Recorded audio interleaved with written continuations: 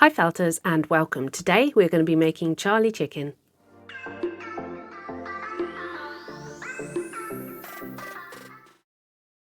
So the knitting world have their emotional support chicken, the crochet world have their lovely little plushy chicken. I thought it was about time that we had one. Let's get started. So here they are all lined up, lots of different colours. You can use whatever wool yarn you have in your stash, different tail designs which we're going to go through, and in this one we're going to do the one on the far right. So Charlie chicken is a really simple design. Even if you're a beginner, I think you'll be absolutely fine doing this. So we're going to take quite a large clump of core wool, whatever you've got. If you've got slithers or sliders, which is the rope-like stuff, just maybe even just put a little pipe cleaner on the inside and wrap it round and round and round to get the initial shape. This is my multi-needle tool, 440 spirals in it, and we're just going to bring this shape together. So what I like to do is shape it up quite loosely in the whole shape of the chicken, and then I'll go all the way over it with my clover pen and firm it up. So lots of people do different things with needle felting. Some like to work on the base layer by layer and build it up. So we're looking at 4.5 inches at least. It's going to be 5 inches in length. So this first sort of oblong shape that you're working on, you're working towards the 5 inches. And when you felt it down, it will get a little bit smaller. So I'm just going to add some more bulk here, and I'll give you the width measurement as well in a bit, because I know once you felt this down, it's going to be a third smaller at least. So we're going to spend some time. I'm spending about a minute in between, just sort of working it over. There was a bit of an odd colour there. Don't know where that came from, but yeah, just spend a bit of time working it round. And I'm not going to show you all of it, and we will fast forward certain bits. So that's a basic shape of the body. And it's about, at the moment, 3 inches across, and we need it to be a lot rounder. I like the chicken shape to be really round, really sort of fat at the edges, shall we say. So I've taken a clump there. I'm just going to pop that on one side and work it on. And as I said before, this is still quite loosely felted. I'm just forming the shape, and it's how I like to do things. So work it round. You see how this multi-needle tool just gets it on exactly where I want it quite quickly. If you were doing this with a single needle, it's going to take you a little bit longer, but you can still do it. It's absolutely fine. So that's one side done. You can see there. So we're going to work and do the other side exactly the same. And this is the very base of the chicken. So I'm just layering this up. So if you've got slithers, just layer them up and then put them on. You could even pre-felt them a little bit on your mat so that they stay together, and then lay it on. So here we go, I'll speed little bits of it up, but you can see I am spending a bit of time working it all the way over. So 5 by, easily by, I'd say 3.5, 4. And then I didn't like the top of it. It looked a bit rough. So I've just popping a layer on the top. I don't know why. I don't really need to. But yeah, it just sort of evens it up. When you're doing this shape, you can sort of feel over for any gaps or any dips. So now we're going to work on the head. So I'm just rolling a piece over and over, and then I'm going to felt it on. So, and we're going to keep it flat to the front. It is, when I was doing this, I was thinking this is quite a crude, basic way of building up a shape, but it just shows you can do this. You don't need to have an armature inside and wrap things up.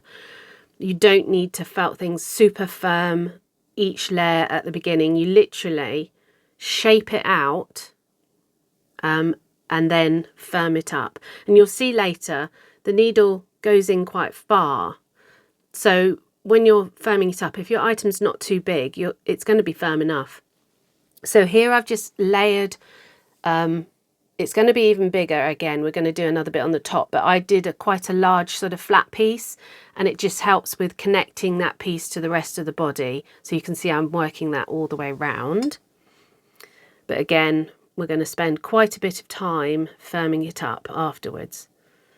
So here we go, just see that how it sort of extends all the way down, and that just helps it attach. So the head's got to be a little bit bigger or taller, and I will give you a measurement. So I'm just doing another roughly rolled clump. And then because it's getting a little bit close to my fingers, the clover tool it's got 240 triangulars in it. You can use it with 3. I don't know why. I find it so much more comfortable with 2 in it. It's up to you. And again, I'm just working it round.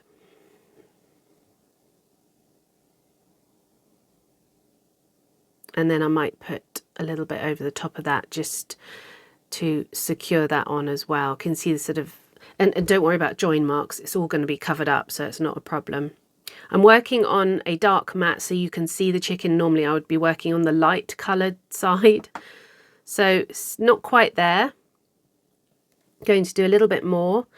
Oh yes, and I still think, so the brown chicken that I've done sitting at the back there, I think his head was a nice shape and it wasn't too big. This one I still think I did a little bit too big.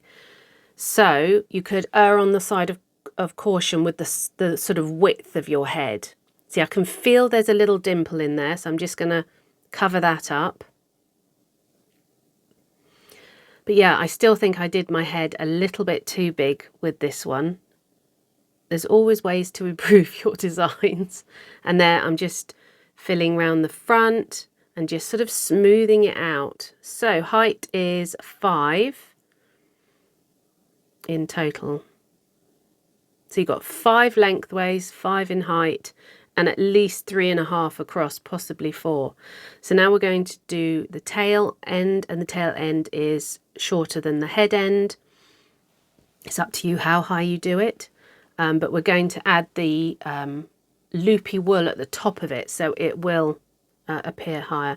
And I've built it up exactly the same as I did the head, just a lot less. And then that's the bit sort of smoothing it all over and on. So there we go. Looks odd, but we'll get there. And I can feel a little sort of dimple there that I don't like, so I'm just going to fill that in. I think a lot of the time feeling with your hands really, really helps. So the tail is 4. So I'm happy with the height of the tail. 5 in length, but obviously it's going to be a bit shorter by the time you've felted it all, but I'll give you measurements. But because we're going to put wool on top of the head, you're going to add another layer, so that's why I think my head was a bit too big. So I'm going to take my clover pen with the 240 triangulars and we're going to work it all the way over, nice and close together, and this is where you firm it up. So it doesn't have to be as hard as a tennis ball. You'll see I'll push my finger in a minute and it comes together really well. This does take a good, see there, you can see there's a push, it's not too bad, you can see the difference. It does take a good 45 minutes. And see how that's how far the needle goes in.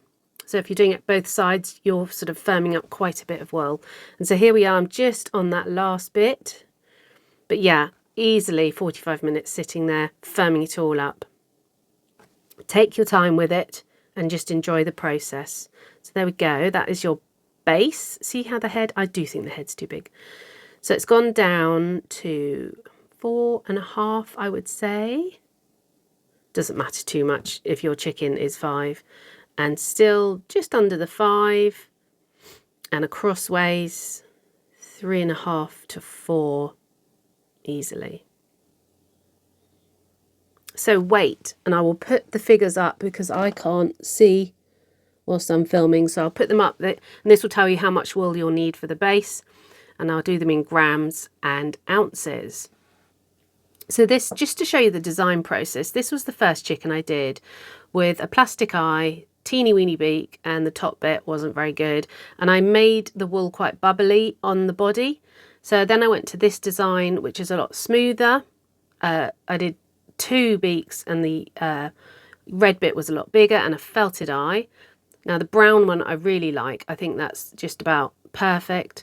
So felted eye, again with a little white. I've moved the red part further forwards and it's beginning to look better, and the beak is just single, so I think that looks much better. So, and then the loops, I prefer the loops, but if you did the loops you could just cut the top of them if you wanted them fluffy.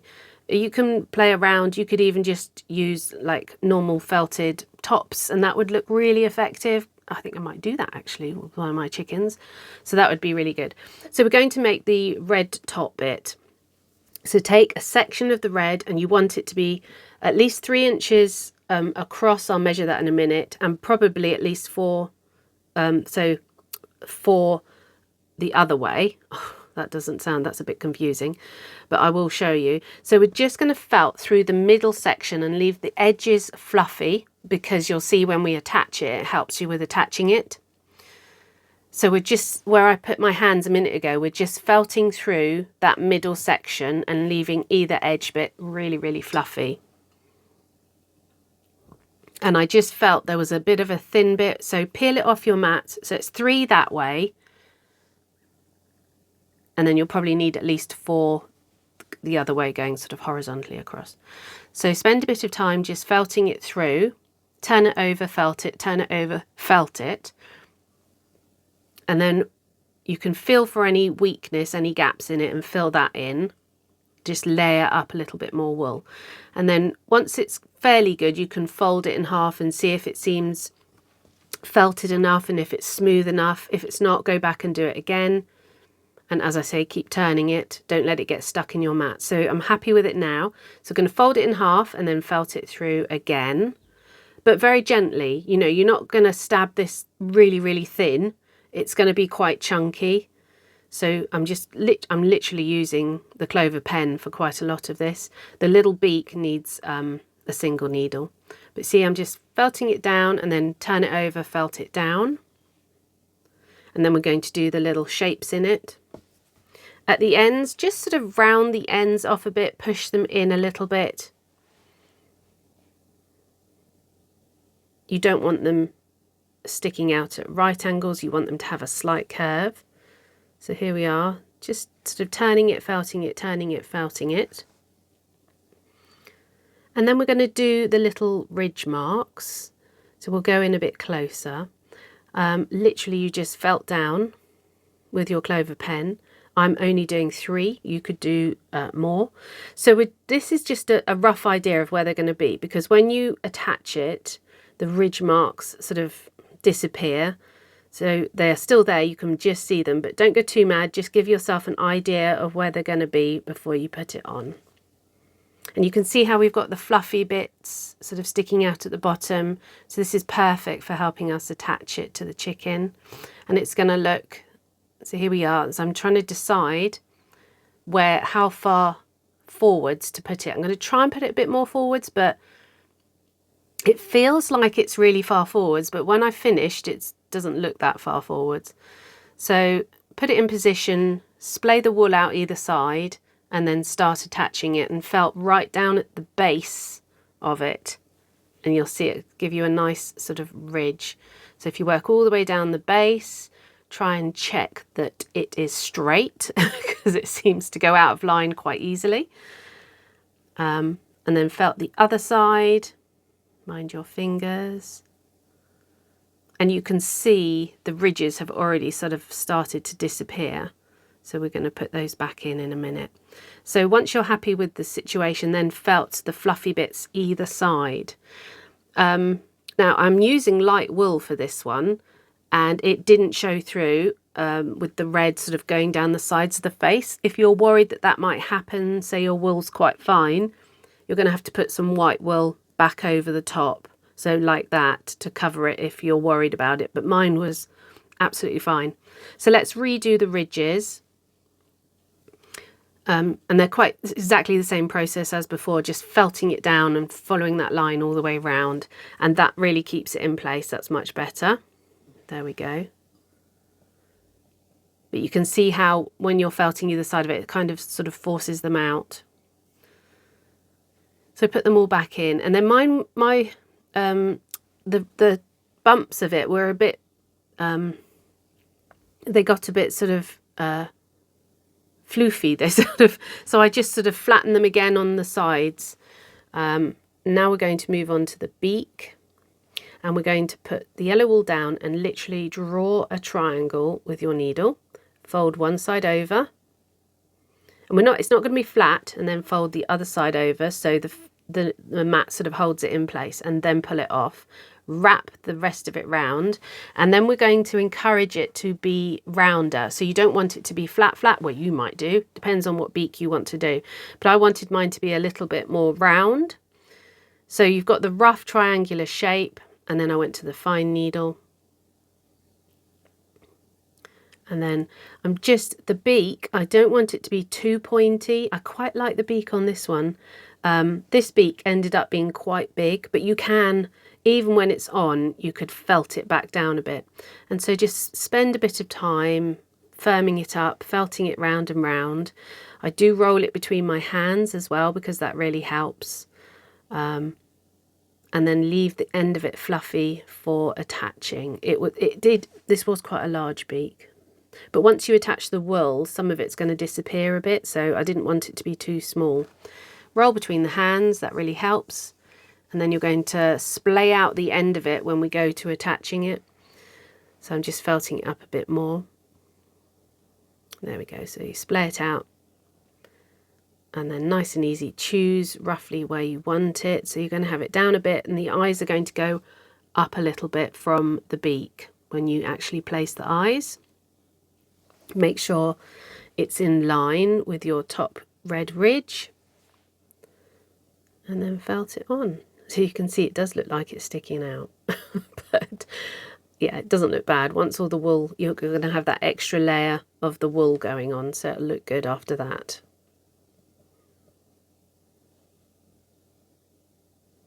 So felt that all the way round. That makes it nice and secure.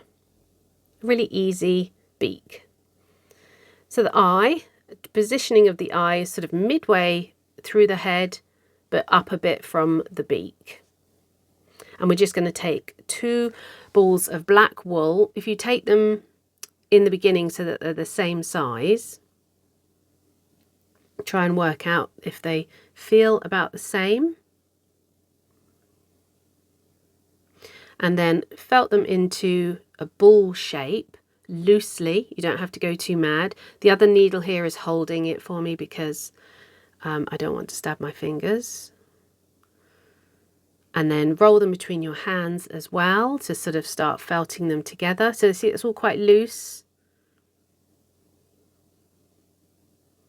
And then we're going to attach them on and do most of the felting once it's in position. So don't feel they have to be really, really well felted here. So go round the outside of the eye so that you're securing the position, and it's going to look a little bit too big, but once you get all the wool on, it looks so much better. You can even make it smaller as you put the wool on, because the wool can cover some of it. So I'm sort of going around the outside, and then you can work through the middle, but I want to keep the eye a little bit round, so I don't want to lose it once you add the wool on. I don't want it to be flat, put it that way, and I'll show you at the side. It doesn't have to be amazing, but I just want it to stick out a little bit. And then do the other one, checking from the front and side that it's at the same height. And then we're just going to add a teeny, and it is teeny, amount of white wool. And you can position it wherever you want in the eye, sort of towards the back, towards the top. I quite like front top, but play around with it. And then just gently felt that in. I'm using 40 triangular, I think, which is a nice fine needle. And then that's it, gently felt it in. You don't want it touching the outside of the black. Then do the other one. Oh, he looks so weird. It'll look better soon, don't worry. Even without the tail, they look funny. So take your wool. Now, it's great if the wool is, or has some wool in it. You can have acrylic wool mix, but if it's pure acrylic, sometimes it might not felt. So I can't, some acrylics do felt on, I have found over the years, but certain ones like the chenille ones and things like that, they won't felt on at all. So if you buy some wool, and this wool was just off Amazon, and I don't even know the name of it. I wouldn't recommend it anyway, because it has quite a lot of wiry bits in it, which I sort of kept pulling out. But just go on Amazon, look for a super chunky wool, and try and, if it's even got 20% wool in it, that'll probably still felt absolutely fine. And I didn't use much of the whole yarn. Probably used about a third. But yeah, have a bit of fun with the colours as well. I wanted to get sort of a more chestnutty one, but I couldn't find anything just yet. I will have a look. So these were from my wool stash. And just follow. I try and do the head first because I find it's just nice to get the detail out of the way. And all you're doing is just following around the edges, and you can see it's felting in quite well. And I'm doing it in quite a flat felt. So the first chicken I did, I sort of made little teeny loops as I went round to give it a bit of a feathery look, but I wasn't as happy. I think this looks much nicer being nice and flat to the body. And you can see it just felts on so easily. Work your way around the eyes. You can, you know, position the wool closer to the eye, further away from the eye. Once it's on, you can sort of clear the eye so that it's not too close to it. So yeah, really, really simple way of making a coat for the chicken that doesn't involve you spending hours smoothing the surface. So that's why I like doing this. So here we are, just a little bit of time going over it.